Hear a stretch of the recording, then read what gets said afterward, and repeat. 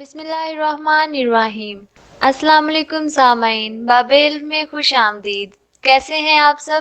امید کرتی ہوں اللہ کے فضل و کرم سے آپ سب بالکل ٹھیک ہوں گے۔ میٹھا کھانا کیا واقعی مزاج کو خوشگوار بناتا ہے؟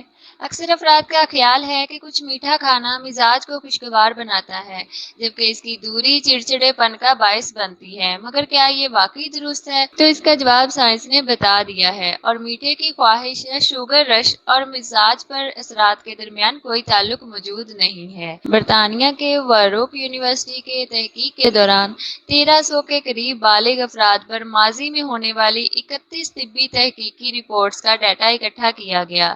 نتائج سے معلوم ہوا چینی کا میٹھا مزاج پر خوشگوار اثرات مرتب نہیں، بلکہ یہ لت لوگوں کو ذہنی طور پر سست اور زیادہ تھکاوٹ کا شکار بنا دیتی ہے۔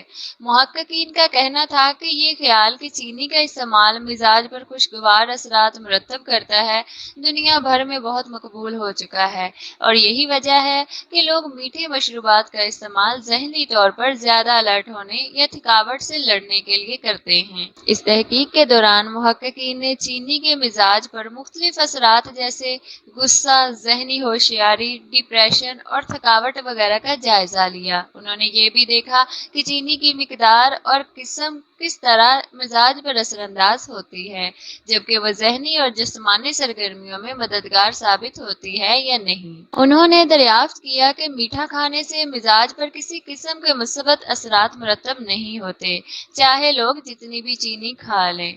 انہوں نے یہ بھی دریافت کیا کہ در حقیقت یہ لت مثبت کی بجائے منفی اثرات کا باعث بنتی ہے، کیونکہ اس کے نتیجے میں لوگ زیادہ تھکاوٹ کے شکار اور ذہنی طور پر کم ہوشیار ہو جاتے ہیں۔ محققین کا کہنا تھا کہ ہمیں توقع ہے کہ تحقیق کے نتائج سے میٹھے کے بارے میں عرصے سے موجود خیال کے بارے میں لوگوں کی رائے تبدیل ہو گئی، جبکہ چینی کا استعمال کم کرنے پر توجہ دی جائے گی۔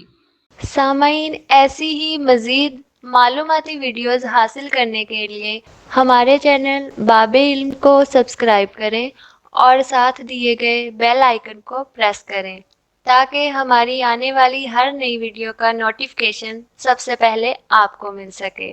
ویڈیو کو لائک کریں اور زیادہ سے زیادہ شیئر کریں۔ کمنٹ باکس میں آ کے اپنی رائے کا اظہار ضرور کیجیے گا۔ نیکسٹ ایسی ہی معلوماتی ویڈیو بنانے تک کے لیے اجازت چاہتی ہوں۔ اپنا بہت سارا خیال رکھیے گا۔ اللہ حافظ۔